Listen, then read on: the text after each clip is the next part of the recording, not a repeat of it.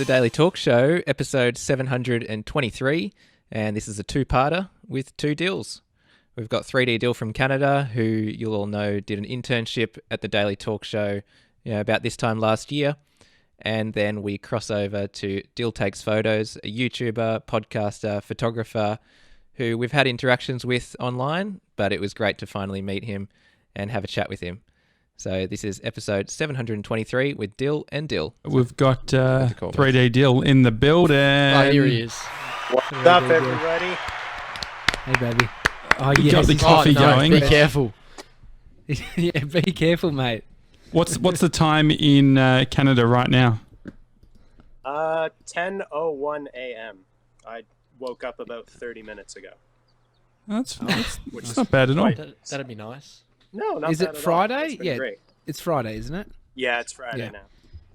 It's Friday. I was gonna have a beer, but I figured I just woke up, so I wanted to keep a balanced diet.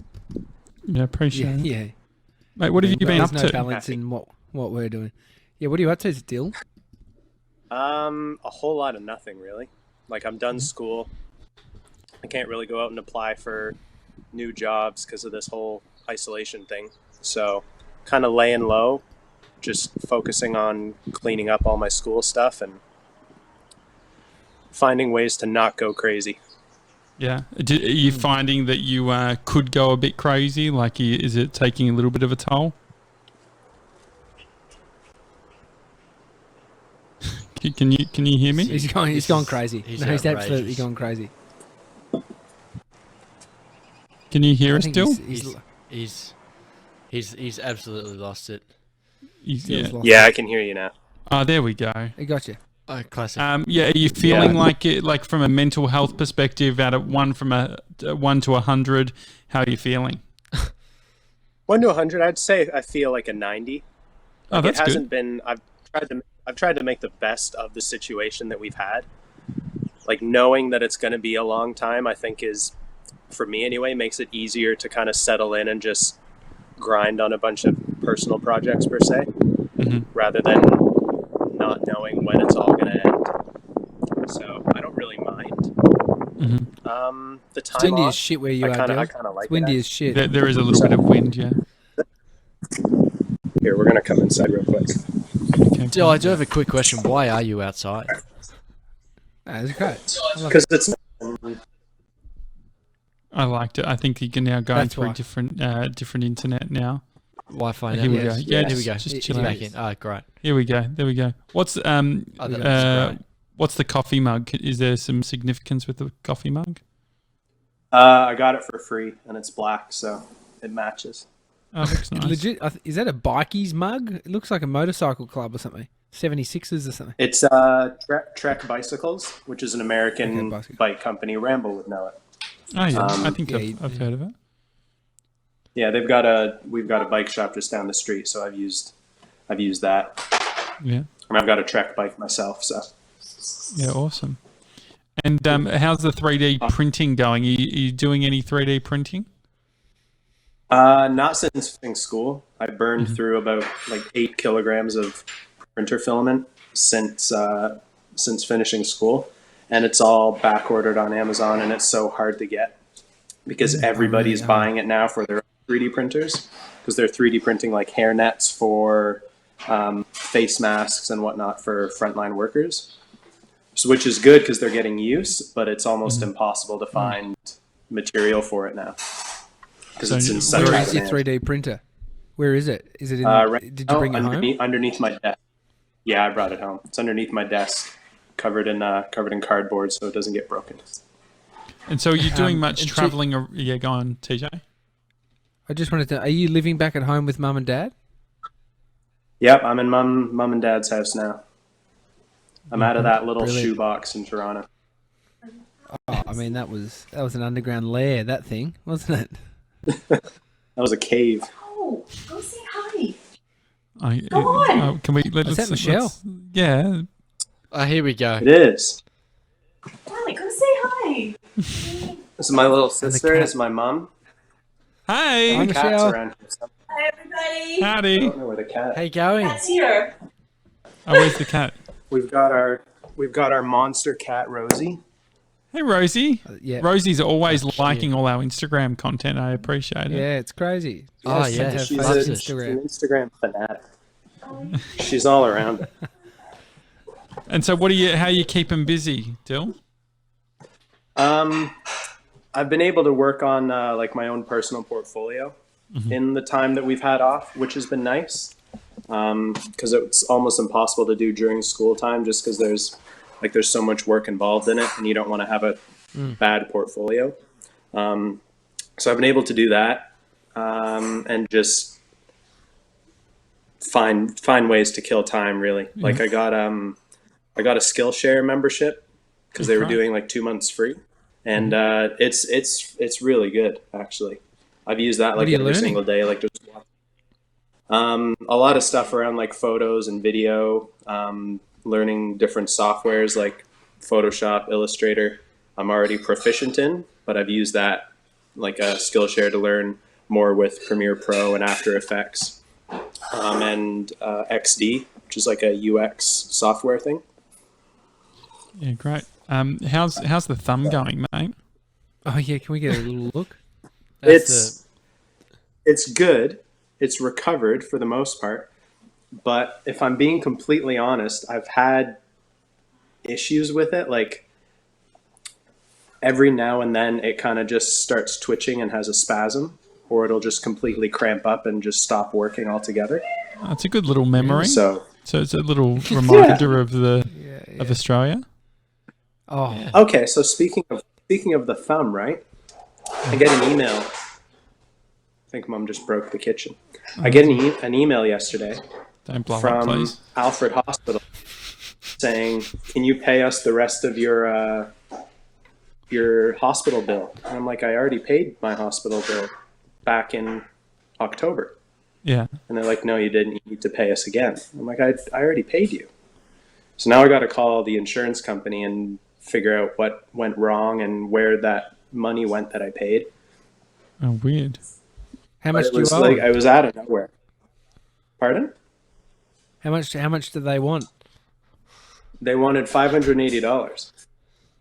Oh, Yeah, interesting. And you've already it already was paid. That's strange. Yeah, like I didn't have to pay any of it. Insurance was able to cover it, which is a good thing.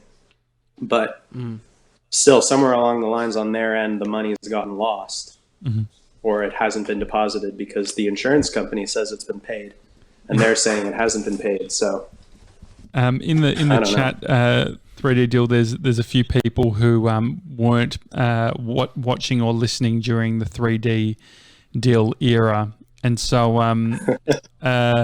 I feel like there was a lot of things that happened in the 4 months that you were interning with us, but the thing that sticks in my mind was the memoir that you released and self-published through Amazon. yes, Um, that was a lot. I was wondering, do you have a copy of it? Do you have a copy at home? I do. Could you I read do, us a little actually. bit? Yeah, I would love for you to read a page. what page, Josh? What's your lucky number? Yeah, pick a page and I'll read off the page. Have they got chapters? My eyes are twitching, by the way. Yeah, It's the not numbered chapters, but Can kind you- of like sections. Can you read the different, like the section titles or chapter titles, and then we can, based on that, sort of dive in? Yes, still have the foreword that you wrote by Josh Janssen. Great. Oh, great. Oh, that was great. Great. Let me see here. Okay, so there's some curse words in it, so my little sister's gonna have to leave the room. Okay. Go on. I'm fine. So part 1 is values, opportunities, and bullshit. Part 2 is safe, cozy, and comfortable. Part 3 is paths, passions, and permission. Part 4 is fear, change, and confidence. Let's go with fear, change, and confidence, please. Yeah. Lock it in. Okay, Sounds so like within they're fear, strong. change, and Lock it in. confidence, you have, so there's 1, 2, 3, there's 4 subsections. Part 4, Josh.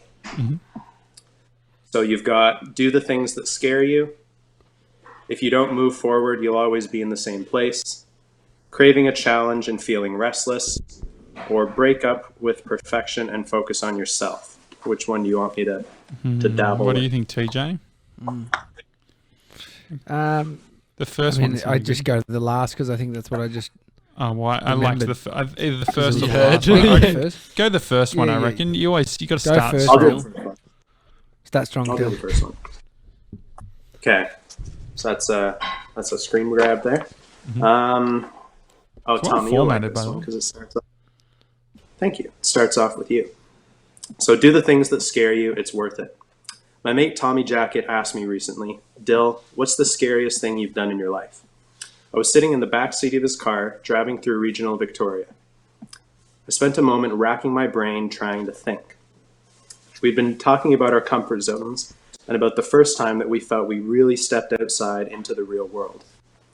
I was a little caught off guard, to be honest. I wasn't expecting that kind of a question on an evening drive. I had to answer sooner or later as there were two other people in the car, Mason and Josh. I gave my answer and was surprised that I found it hard to come up with something quickly. I took a while to think about it. Truly, I'm not bullshitting you, it was tough. I analyzed everything that popped into my head right up to that very moment.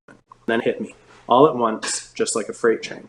For the first time in my life, as I sat in the back seat of a right-side drive car in the middle of regional Victoria, someplace I never thought I would end up, I was doing something that truly scared me. It wasn't just that distinct moment. It was the days before and the days that were soon to follow. Moving away from home and living in another country was frankly horrifying. From the moment I stepped into the terminal at Pearson International Airport in Toronto, I felt that fear. Even if it was just a hint, hiding in the pit of my stomach, it was there. I was blinded by the mists of adventure and intrigue without fully realizing what I had embarked upon, up until now. Most people I met along the way, even folks that I sat next to on the plane ride, said that I should be proud of where I was and what I was doing. And hell, they didn't even know my full story. I had traveler's high, that much was for sure. When Tommy asked that question, the fog settled in front of my face and I could see clearly. I was living in a new country on another side of the planet with guys that I had met somehow through the internet, all because I heard them on a podcast with the guy who directed a movie which ultimately ended up changing my life after a serious bout of anxiety. It is strange how the world works. Despite all that, I can tell you with confidence that it's absolutely worth it, without a doubt. Every single second that I've been here, every road I've approached with apprehension, every turn in the path or shadow I walk past has been worth it. I can't recommend it enough. If you're young, you've got your whole life ahead of you. Don't waste it on a minimum wage job, paying off an education that's way too overpriced and expensive. Don't neglect the bills and education, but you can't let them control you. Go out and see the world and see how other people live their lives. Yeah. So that's a bit of it. That was Love that. It's so good, Dill. Yeah. You read it so well. Thank you. It gave me chill. Thank you. I haven't read out loud in a long time, so I'm glad that went over well. How does it feel Nailed it. reading back that story? It feels strange because I can remember specifically the times when I was writing it, as well as when, like the experiences that we were having that I was writing about. I can remember those. Like that was us driving back from Leeton. Yeah. Oh, that's right. Yeah. Or We driving- were doing driving a to- drug run. We're doing a drug run. So Drug it was run, pretty, yeah, yeah. it was pretty Basically. daring. Yeah. That was good fun. That was great fun. Think about that time we drove to Went to New the South big Wales. strawberry. The big strawberry. What a time! Like to think about It's crazy. what's happened since. I'm just chatting to you on Insta and just going, "Holy shit! You were it was a year ago that you were here, Dill. The amount of stuff that's Yeah. changed in 1 year." I say that maybe you say It's that full- every year, but I feel like this has been a I feel like you big say shift. that every year, but it's just relevant. Or it's all relative, right? Mm. Yeah, yeah. I mean, And, a lot has shifted. Are you still writing, Dill? I was writing my thesis, which took a lot of time, but nothing creatively since that now. I mean, yeah. I mean, do you have to be creative for a thesis? Like, is it, or is it just laboursome? No, you have to be meticulous and correct a lot. You have to do like this thing's like basically 200 pages of just research and note taking and sentence, and it's quite frankly, it's very annoying. It's awful. Yeah. And so now that we spoke about this time, the 8 months or whatever you had before it was all over. Yeah. Is it all done now? Is this it? Yeah, basically. Like if I were to look forward on the horizon of my life, it's kind of just an empty ocean, but it's all covered in fog. So there's a bunch of stuff out there, but I don't really know what it is. Like I can't see to it, especially right now. Yeah. So it's like it's tricky, but I'm hopeful that something turns around. Like a year ago today, right now, I was getting ready to drive to the airport to get on the plane to fly to Vancouver. Yeah, wow. Which is remember the goose? Yeah. The goose that I remember flew into the. Oh wow. Yeah, I remember that. That was awful. That sucked. Yeah, it required a bit of maintenance on the engine, which saw some delays. And so, how would you describe the feeling right now? Is it you talk about the fog? Is it an uncertainty? Is it an excitement? I think it's a bit of both, because this whole isolation thing has definitely caused a lot of uncertainty. Mm-hmm. But at the same time, I'm excited to be done school. Like for the first time in my life, there's no going back to school in September for us here in Canada. Mm-hmm. Like I won't be going back into an education system, at least for the next at least 5 years. So there's that excitement of, okay, like what's going to happen next? Where am I going to go? But then again, there's also that uncertainty, like, will I be able to get a job? Will I be able to pay off the student debt that I have incurred? Will I be able to find a job that I like, first and foremost? So like I'd say there's an equal mix of both uncertainty and excitement.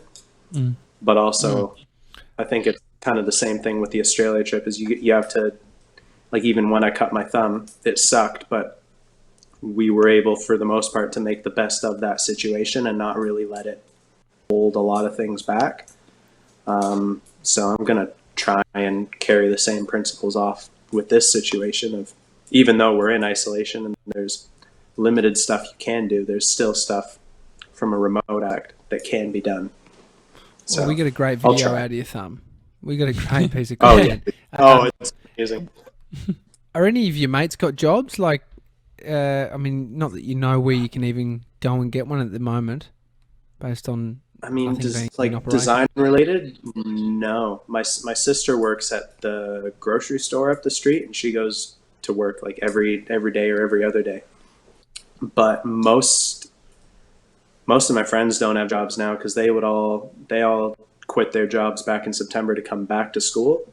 And now that this whole isolation thing's in place, all non-essential businesses here are closed, and like no one's hiring. And no one's going to sit through even a social distanced interview with you more than anything. So everyone's kind of just on pause for now until something gets sorted out.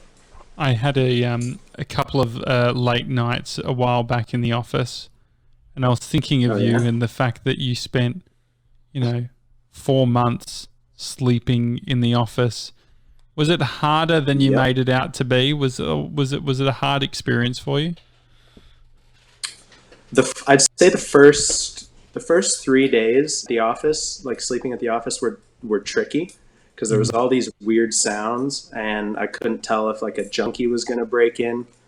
Having the garbage taken out from Jinda Thai across the street when it's like 5:30 in the morning, and it's just a crash of bottles, scared the crap out of me the first time that happened. Afterwards, though, I kind of got used to it. Like it didn't really bother me. Like I look back at it now and I think, how did I go that long sleeping on that little like 2-inch mattress thing? But I mean, it's not exactly like an ideal situation, but we made it work for the time that it was there. Yeah. I know I tried to be as unobtrusive as possible, but I mean, made it work. Yeah, I got to sleep. Yeah, That's I mean- important thing. It's. I mean, it was our workplace, and you did manage to be unintrusive for someone who was living there. I stayed there a couple of months ago for a night. Oh, yeah. No, I wasn't in the doghouse. I just wanted to get up early and do some editing in the office. But no, I did. There is the noises, right? It's like paper thin walls, but it's the dump truck. It was like 3 a.m. That bottle thing. George is Yep, at the it's office still- now, and Oh, he's poor going to put guy. in a bit of light work onto that 2-inch mattress tonight. He's gonna get some Z's on that thing. So it's still getting a run, Dil. Oh, good. It's still getting a run. Oh, good. I'm glad to hear that. And like, yeah, you get the train at night too. The train really early in the morning. Mm-hmm. Yeah. Hey, Dill, in the comments, Casey's asking what the title of that book is that you wrote and how can people find it? The title of the book is I'm Still Figuring It Out, and it's available on American, Australian, and Canadian Amazon, and the UK, I think, as well. I still love Yeah. that cover. It's great. You did such a great. great job with pretty it. awesome. And I also want to say, if you've, all the Gronks who are listening, if you have the Daily Talk Show hoodie, Dyl designed the logo. Yes. I mean, have you seen so many people? Yeah, there you go. Seeing so many It's people the with the hoodies and coolest shit. Are you thing. loving it? It's the coolest thing ever to think that like this little, like I was thinking about that last night, Josh, how we were tweaking the vector Yeah. on like the final days before we finished it and like just changing the alignment and stuff. And this little vector on my laptop is now being worn by like, I don't even know, well over 100 people, surely, Yeah, definitely. all across the world. Like Yeah. it blows my mind. It's weird to comprehend. It really is. It's so cool. How good is it that Matt D'Avella, who you were talking about, right, the filmmaker, now he's got one. Mhm. Yeah. And he's wearing That's Dill's logo. That's It's cool. wild. I tell myself if I'm having a bad day, I'm like, Matt D'Avella has a hoodie with artwork that you created on it in his closet right now. So then that That's just so cheers cool. me up. Yeah. Have you been watching any And- Netflix or have any recommendations of stuff that you've been binging? Watch Ozark. Was thoroughly impressed. Ozark was really good. Waco, which is like a 6-episode miniseries on Netflix. It's on Netflix in Canada. I don't know if it is there in Australia. Was really well done. Talks about like the Waco Branch Davidian situation in like the mid-90s, I think it was. And it's great because it's unbiased between the FBI and the Branch Davidians.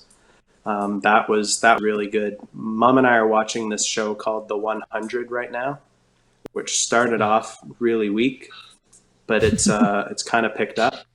So I'm What was weak I'm about willing it? to tolerate. Yeah. What happened? Oh, What it was the just deal? it was everything you would expect from like a typical low budget teenage TV series. Just like cheesy acting, sex sells, and You didn't just like the like sex in it? unnecessary. No, because it wasn't even nice. It was unnecessary. What does that That's what mean? annoyed me What does the unnecessary sex look like? Like they're in a dropship going down to Earth, and this girl's just like dressed scantily and like giving like sexy eyes to some black guy across the dropship that they're in. And like the moment that they crash land onto this nuclear, no spoilers, but the moment that they crash land on this nuclear wasteland of Earth, they're like just trying to go at it. I'm like, oh, that's just a bit, I don't know. Really? Yeah, I Do mean, you think you're to maybe be a little bit fair, jealous?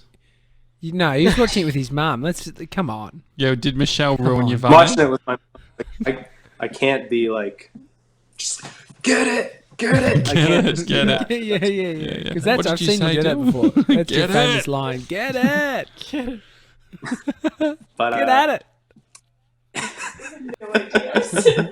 But yeah, no, I found it unnecessary, and that's what kind of turned me off from it for the first little bit. I'm like, Yeah. But then like episodes later, they had like meaningful sex. I was like, oh, there you go. See, that's what it's all There about. you go. Yeah. There Hey, you go. Dil, have you heard Mason's catch cry? I don't know if it's you, but maybe we don't go there. It's Which, yeah. Oh no, let's go there.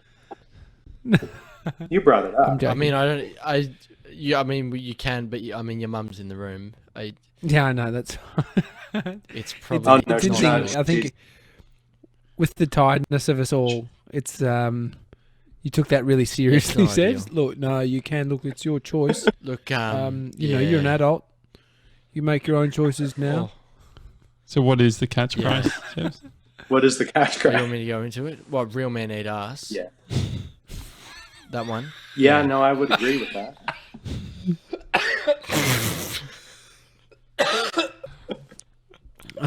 TJ's lost it. Yeah. I do agree Let's with get you. to that time. I'm glad, mate.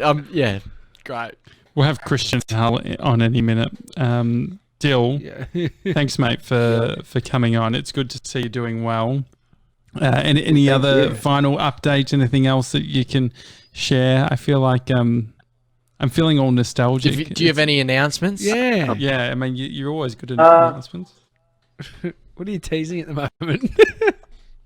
Main announcement is that I'm still alive. Really, like I've managed to live through the final year of school. Yeah. No real announcement yet. I want to use this isolation quarantine time to work on new creative projects. So I'll tease that, I guess. Life Yeah, I updates.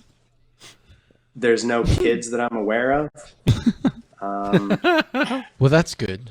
Due anytime. Mom's soon. sitting right next to me, and she just gave me this look of. She's like, "What are you talking Yeah. about?" I feel like Yeah, no, Dil, that's I it feel was like me. you, I miss you guys a lot. I miss Australia a lot. Just meaningful. Yeah. yeah. None of that spaceship sex or whatever, you know. No. Yeah, Absolutely not, mate. Just meaningful. exactly. All It's right. gotta be intentional. Dil, I feel like you are going to be a part of our lives another in not too long. Like I'm not Oh, I maybe intend not to this be. year because it's but I feel like you're just a part of the family. I feel like you said, Josh, Thank you. I nostalgic. appreciate Yeah. We had such a good time over 4 months, and you became a it. real We sort really of did. asset of our team and a friend. And so, yeah, even though you're It far feels away, easy, mate. doesn't it? Like there's something nice and So just easy. easy about just chatting, and I guess we went Yeah. through a lot. We spent a lot of hours. You know, you were there at so many hours some of the together. biggest, shifts in our lives. Getting the new studio and all that stuff, and going, trying to work out our business. It's really cool. It was an amazing experience. Like I learned more. I think I learned more about what I didn't know about myself than anything else. Like I learned more of like the shortcomings and the shortfalls that I had, which made me want to improve upon them more. So, and plus That's being awesome. around you guys all the time was up. Awesome deal, mate. Send love to your whole family, and will. let's catch up. Let's catch up offline in the next Yeah. few days Deal. as we're starting to decompress. Once you guys get some sleep. Yeah, exactly. Oh, mate, I'll be sleeping. Awesome, mate. Have a good one. See you, mate. Awesome. Love you, buddy. Miss you See So, ya. mate. Miss you. Bye.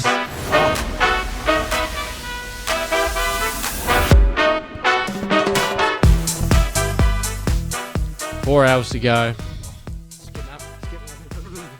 Oh, bit of Conor McGregor, Oh, here he is. Here he is. What's up, guys? Dil takes photos. Mate, He does. how He are does. He you? dabbles. How are you? I'm great. Good, Thanks, mate. man. Thanks for having me on, guys. I'm very pumped about this. I feel like from Insta stories to YouTube Live, I feel like this is a progression in our relationship, and I'm pumped about it. Yeah, it's cool. We've been talking about this for so long, haven't we? And it's just like, Yeah. now it's a reality. Here we are. And so, Right. Dil, you've been doing your own podcast since ISO. How many episodes have you guys gotten up to? We are on, did 46 today. 46 in a row. That's awesome. Wow. And so you've got your it's been mate really Ryan in another part of, is he in the UK? Yeah, how did that all come about? Yeah, in London. I'm based in Belfast. I'm obviously South African, not Belfast. Not Belfast born and bred. But he's over in London, and we've wanted to do it for so long, and we love the idea of like a radio show. So that's how I found you guys like a year ago, was trying to find someone that was doing a podcast that was like a radio show. And I found yours, and I was like, dude, these guys are currently doing it, and it's awesome. So you guys have been a huge inspiration for us, just even putting our finger and starting our own one. Oh, that's so Dude, cool. I feel like you got to 40 really quickly. I mean, 40 days. I feel because you've had another. You're doing daily. You are doing daily. Daily, yeah, one a day, yeah. So it's it has got there quite quick. It's I think it's to do with the fact that we're all locked in our house. It was definitely the driver to actually going ahead and pulling the trigger and doing it. But yeah, it's mad. We'll hit 50 on Monday or Tuesday or something like that. And so you're actually, you're a real slashy. You're sort of that, like you take photos, you design, you do video, you do podcasting. Has that been something that you've done intentionally, or do you struggle with the whole slashy thing? Where do you fit? I've never heard that phrase before. That's quite a cool way of putting it. Really? I've always said I always say, like, my friends say I'm a bit of a sprayer, I guess, like because I ride on bikes. That's kind of the way I do things. But I've never really been about details. So I'm more just about getting stuff done. So I've always been pretty good at most things, but not a master of any of it. So yeah, that's kind of just been the nature of me, I think. I think. When you say you're not a master, you've got, like, your photos are absolutely exceptional, and your video skills. You. You've got like a high level. If you don't think you're good at them, if you don't think you're like a master at that, you're fucking proficient at a shitload. That's really annoying, to be honest. Absolutely annoying.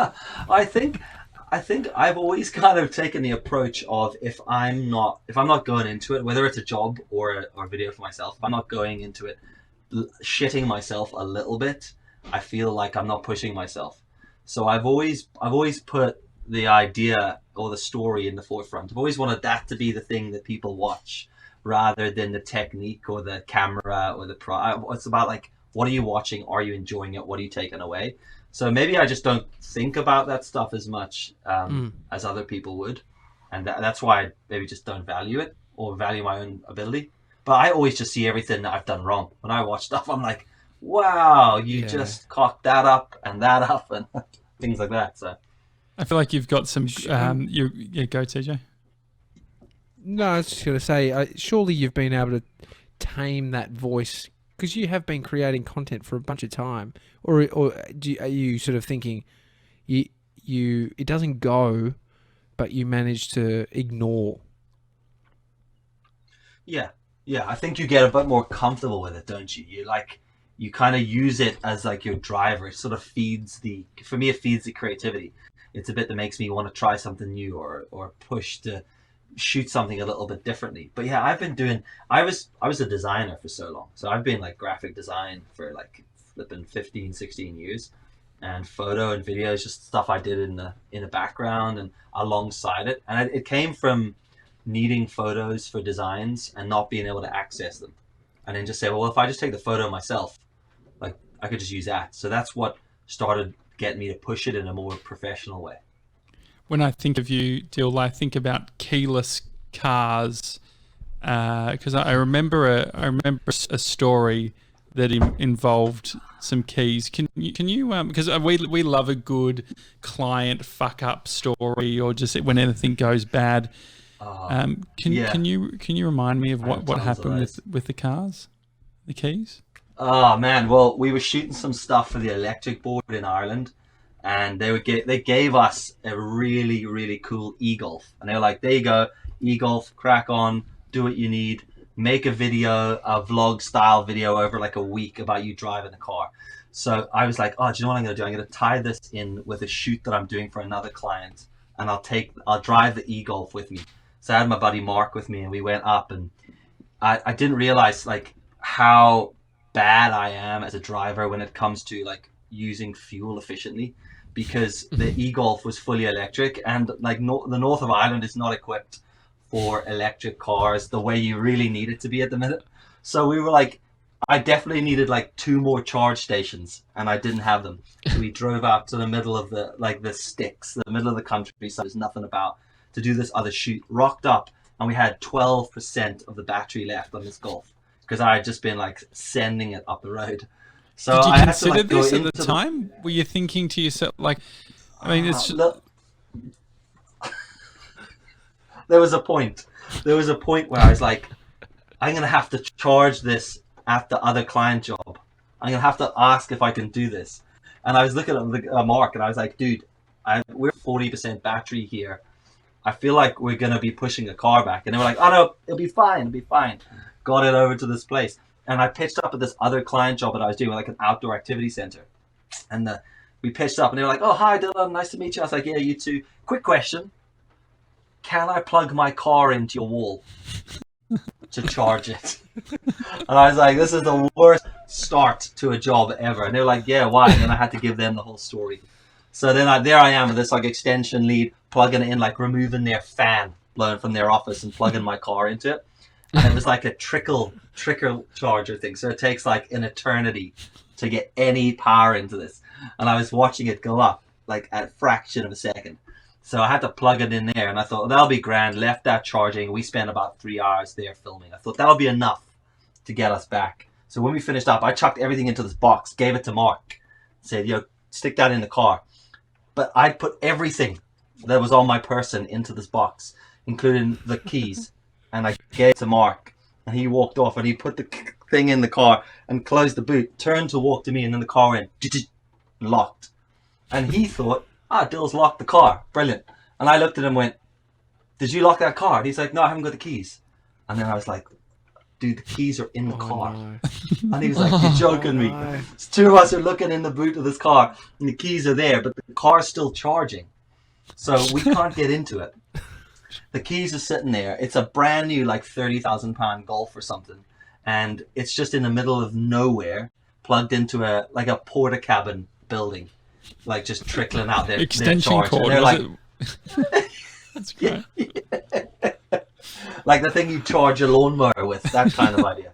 And I was like, oh my god, this is the worst. It was the most embarrassing situation, because in Northern Ireland you've got like, you know, like you guys have got bogans, like they've got like real country bumpkins out here, and these are like proper tractor driving.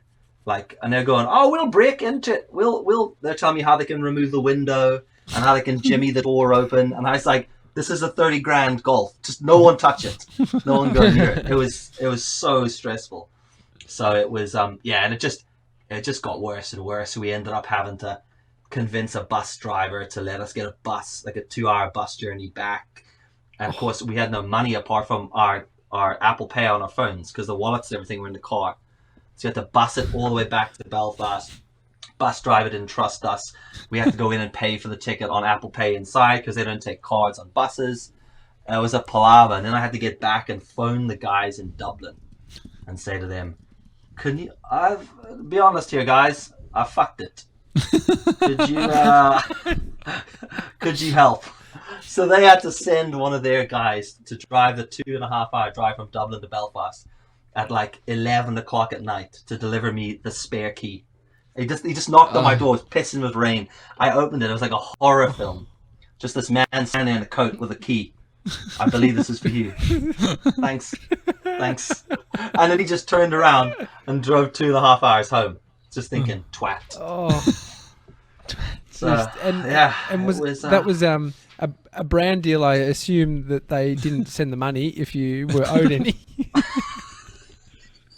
Do you know what? Oddly, they actually were like, yeah, that Golf, I blamed it on the golf. Yeah, it shouldn't have locked, in my opinion, because the keys were in the car. So I didn't understand why it locked.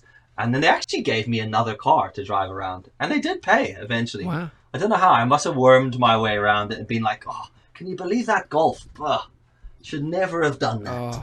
Oh. But I mean, the smarter okay the car, the smarter the car, the riskier it is. Like, I mean, I haven't.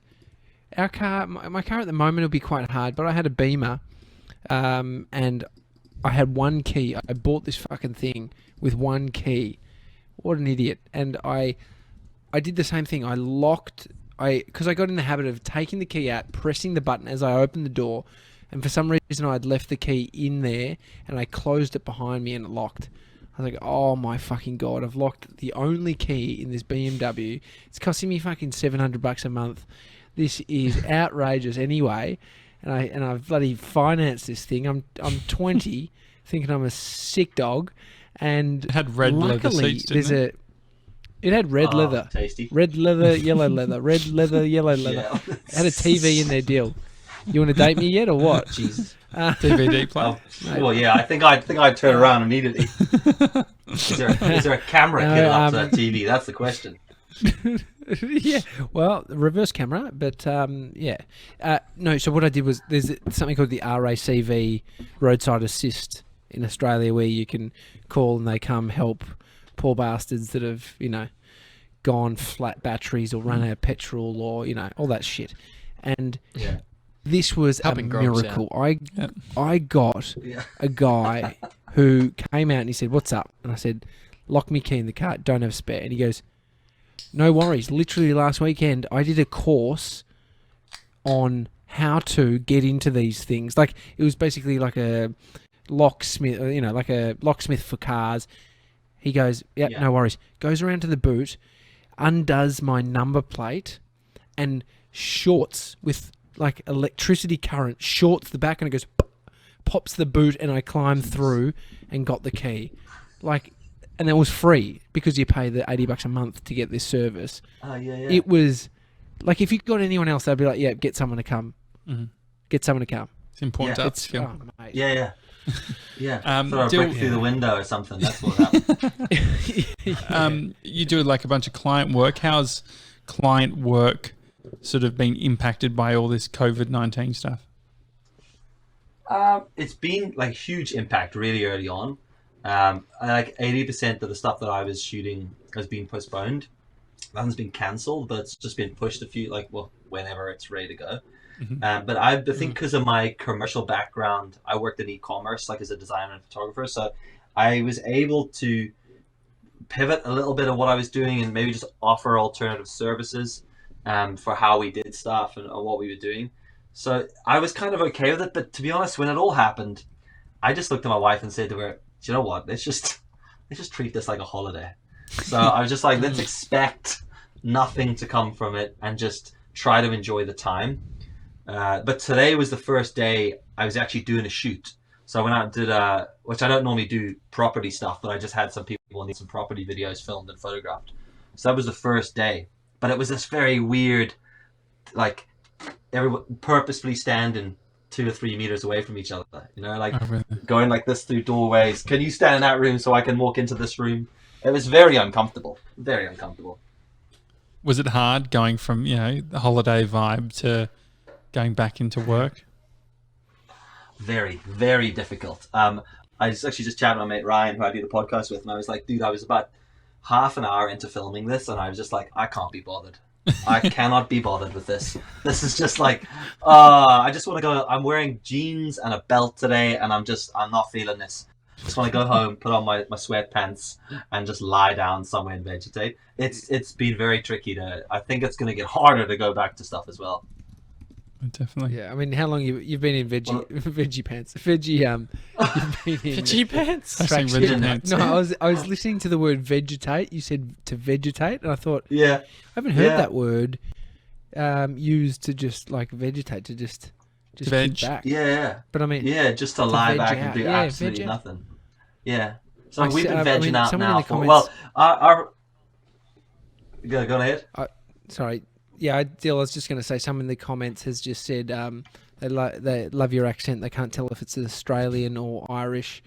You know, it's a bit of a blend. You said you're from South Africa. Yeah, I'm from Cape Town. Well, I say Cape Town because I'm actually from Johannesburg, but Cape Town sounds cooler, so I just say Cape Town. It's good. Joburg's a bit of a shithole, so I'm just like, yeah, I'm from Cape Town, but I live in Northern Ireland, and I've lived here for like almost 20 years. So I've got this really messed up like accent that people always say, "Are you Canadian or Australian first?" And I'm like, neither. South African. Yeah. But I've been here a year longer, so I'm kind of like in no man's land because no one will have me. I'm neither South African or Irish. Was it last year that you had your big Californian trip? Yeah, God, yeah. In 2019, what a year! What a great year! You know, you're allowed to leave your house, you're allowed to see friends, you could travel. Whereas, like, yeah, I went to California for 3 weeks. Did Toronto as well at the very beginning of the year for like a week, and then 3 weeks in California. It was friggin' amazing, man. So good. First time to the southern part of California. I'd been to like the north of it, but that was the first time there. It was brilliant. Have you got 2 kids or one kid? Two kids, yeah. 2 kids. 2 kids. And so what was the 6-year-old and an 8-year-old?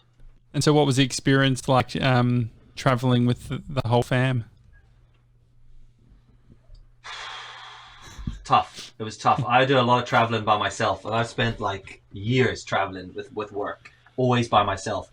And you know when like you think something's stressful, then you take a kid with you and your wife, and you're like, you have to worry about everybody. You're like, oh, that bit in the airport where you sit for 3 hours is fine when you're by yourself because you can just close your eyes and lie there.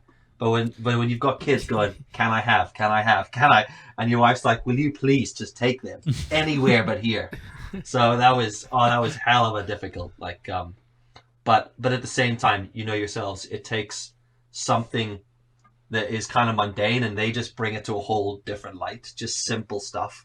You know, we were able to enjoy like Disneyland with them so much because you use them as an excuse to do it all. You know, I would normally get on this like, you know, this elephant ride, but I'm doing it for my kid. And really, you're like, this is amazing. Yeah, I feel like you're So it really was good, it generous was with good.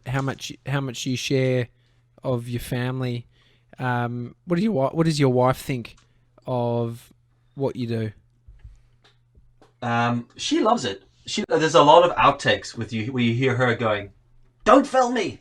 Don't film me!" There's a lot of she hates me filming her, but like I have to try to get her involved. I used to have the kids in it a lot, and they were a big feature of my Instagram stories really early on. But then just had a couple of weird moments with some odd people, so I started trying to remove them from as much as I could. But to be honest, is it on like YouTube or what's the like? Where was the weirdness? Oh, Instagram, just like odd. You know when like people meet you and like they'll meet me in the street and I have no idea who they are, and they'll be like, "How's Noah? Did he get that thing from school?" And I was like, "Holy shit, I'm maybe oversharing here." And then I had a guy stop me actually outside the school once, and he was like, "Oh, your kids go here then, do they?" And I was like, "Holy shit, Oh no! get away from me, you." So that's the bit. They're also at that age now where they're aware of it. So I kind of gave them the choice, and I was like, "Look, if you want to be in the videos, you can. If you don't want to be, you don't have to be." So they can't give me a definitive answer. For God's sake, 6-year-old and 8-year-old, give me an answer. And they're like, "Oh, not today." I'm like, "Yesterday you were game, and today you're not involved." So it's been a bit tricky. Mixed but, messages. I don't know. It's yeah. They need a manager of those two. Ridiculous. Do you think you'll be able to keep up the daily content outside ISO? Have you thought about that? I don't know if we'll do it. I don't know if we'll do it daily because I do daily Instagram stories, and I've done them like since Instagram, almost pretty much since Instagram released stories. Yeah. And I've done them, and they're all filmed and edited, and then I do a weekly YouTube video on top, and then all my client work. So I think what Ryan and I want to do with the Over and Out show is to bring it to like 2 days a week maybe, and produce it more, because we love the idea of the podcast, but what we wanted it to become is more of a show. I'm a big fan of Good Mythical Morning. Don't know if you guys watch that. Yeah, they're great. Yeah. Yeah, Yeah, Rhett and and I've Link. just always loved. Yeah, I've just always loved how they've made that show, and I've always wanted like take a lot of inspiration from that. So I think we're gonna maybe take down the days, but produce the thing a bit better. Yeah, great. I could imagine. I could imagine it. You got that vibe. You got that vibe. Who think are so, you yeah. out of Rhett and Link? Which one are you? Like if you know, looking at the combo. I'm probably more Rhett, I'd say. Yeah, I bit think grungy. so. It's Yeah, hard I to know would've though. Yeah, it's I would've it's a gone Rhett tricky too. one because there's elements of each of them, and like Ryan and I, like yourselves with the three of you guys, how you all bounce off each other. There's like I watch it back sometimes. The first couple I watched back, and I said to my wife, "Oh my god, I fidget continually. Like, why am I moving so much?" Ryan just sits there like a living corpse the whole time, like hardly ever moves, and I'm just like playing with stuff and scratching my eye, and I've like walked out of the shots, and I'm just like I can't sit still. So that bit was really weird. The first 5 or 6 episodes, watching it back, going like, "Wow, that's." And because the way we produce it, a lot of what we wanted early on was we wanted to produce it to a high standard, and we wanted it to feel like we're in the same room. So we wanted the interactivity to be really good, so that it felt natural visually as well as through the audio. And I think we've achieved that, and we got to interact through the screen and pass stuff, and it just makes it funnier and more entertaining to do. I think for us, It definitely ups the production value of it. It's really enjoyable to watch. Have you? What have you learnt about collaboration? So you had the podcast with Mark, now you're doing the stuff with Ryan. What's the what's your relationship with collaboration? Well, Mark and I had a real good one with our podcast at the MD show, but it was just too difficult to get our schedules aligned. Whereas just because we work in such different areas, but Ryan and I do very similar work, and our time frame, we own a lot of our own time. So that's why we were able to make this work, and it just comes from a different place, the conversation.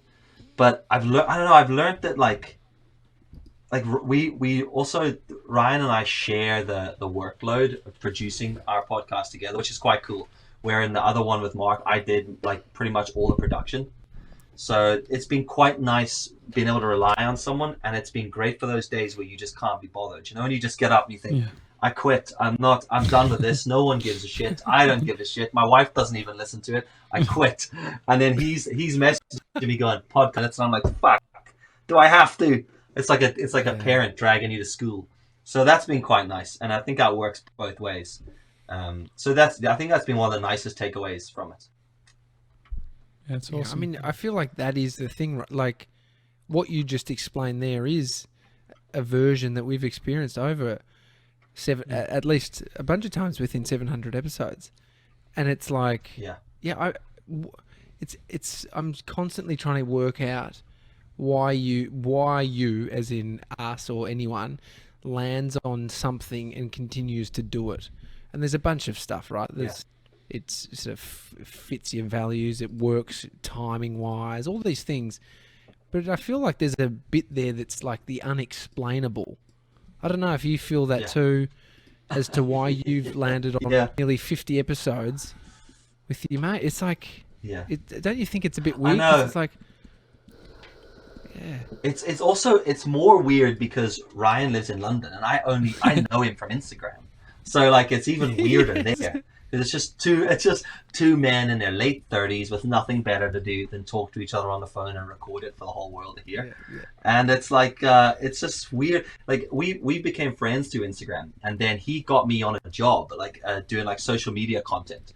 So then I just rocked up and we met each other, and it was kind of like if you're on Tinder or something. It was like we'd been on a dating app, we'd done all the small talk. We walked in, I was like, all right, what's happening? Let's crack on with this relationship. Oh, we've already learned everything for a year of chat.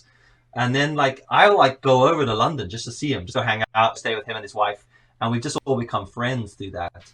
So it's odd because I talk to him every day, even if we weren't doing a podcast. I'll just while we're working, we'll have headphones on, just complaining about the world and asking advice and stuff. And then the other day I said to him, I came down all pumped, and you guys are probably like this as well. When you talk to each other, someone said to me years ago, it takes two people to make a shit idea go into production. And like that literally sums up what Ryan and I The Daily do. Talk Show. Like I can exactly, and now there's three of you, and it's like like I came down saying we're gonna do merch, and my wife's going, not another thing. Why? She's like, to who? The 12 people that listen every day. I was like, yeah, there's 12 people want a T-shirt. So it's like, and she doesn't get it. She's like, why? And I was like, well, I don't know. I just said to her, I'm a dreamer, and I think if you don't allow yourself to dream, you're never going to know if it's going to succeed. We might bomb after 100 episodes. It might become something. It might turn into something else. But like, you never know. I mean, you guys never started yours thinking it was going to become such a prolific thing, and now look at it. Yeah, okay. That's a nice pump up thing to say. Yeah. Like Big pump 3:30. up. That's really that's a good pump up. That made me feel good. No, but to be honest, that's like what you're saying about Josh and I used to speak on the phone so much, and Now we couldn't think of anything worse, could we? Just yeah, to be honest, we do a show together, but we just channel it in.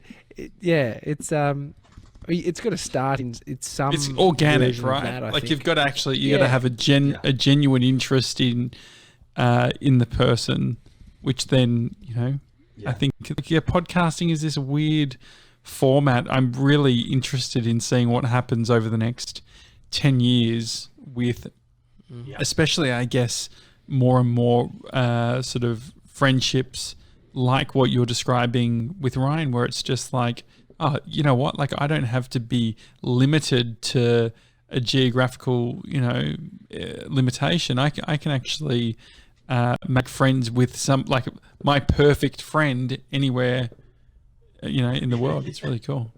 Yeah, I know it is, and like I loved your podcast when I started because I bought into it. It took a few episodes to get used to the characters. I think at first, those first few episodes, people invested. And it's like it needs a disclaimer going, just give us 5 episodes till you understand us. Because I don't know, I messaged you guys pretty early on, and I was like, you remind me of Ricky Gervais and Carl Pilkington sometimes. And I think it's just like, and now it's now Josh's even show more like so with dryness. Josh's It's haircut. just like head like a fucking orange. But it's like Is that a quote? I hope that's a It's quote, like- not just you. oh, that's a you quote. Oh, yeah, it's That's a not. quote. It's not a fact. No, it's not. That's okay. I'll But take it's it. like I just like it was like the dryness with the energy, and I think that's, and like I joked early on, even with the one with Mark, like we kept like doing stuff and needing to reference it, and we were like, fuck, we need a 97 on here because we've got no one to help us reference and keep us on track. And like Ryan and I get shit wrong, so many facts incorrect, and we'll just like then like the next day it's like, here, just to correct you on everything we got wrong. And I'm like, God, you can see how like Mason being on there just helps with a lot of that stuff. Well, yeah, And now closing Mason, the you're like a loop. part of it. Like That was a big thing, was closing the loop. Like back in the day when we didn't have Miss 97, it was very much like, oh fuck, that thing I said. And a lot of the times it will be our partners who will do the correcting based on, hey, that story, that you completely butchered that story. But I mean, that's what podcasting's all about, Yeah, it's just elaboration, isn't it? Most of it's a lie. Like, yeah, exactly. I'll tell stuff about like my childhood, and my dad's like, that never happened. And I'm like, yeah, but that's how I remember it, and that's how I'm going to share it with the world. Otherwise, it's really, really boring.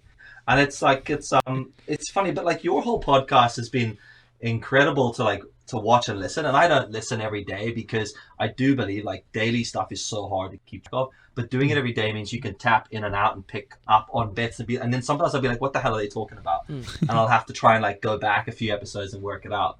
But like it's been cool, like even just getting to chat to the three of you and get to know you a bit over Instagram. And then also 3D Dil, like the weird, just because we got a name that's like sort of similar. It's like I've become like mates with him on Instagram, and like I was going up to Toronto until this whole COVID thing happened, and I'd message him being like, yo, well let's hang out. And like I'd like video chat with him, and my wife's like, who is this guy? I'm like, he is a guy that was on a show with these guys that all live in other parts of the world, and none of us know each other, but we just video chat and send it's madness. It's social media it's insane for that It's stuff. so cool. Dil, mate, thanks so much for No problem, jumping on. You're the king of internet friends, I think. I love it. Yeah, social butterfly of the internet. How about that? Put it in your bio. No, but You thank you, thanks so much for having me on, dudes. It's been appreciated. It means a lot. So it's so cool. Awesome. Thanks so much, Thanks, Dyl. Have a mate. good one, mate.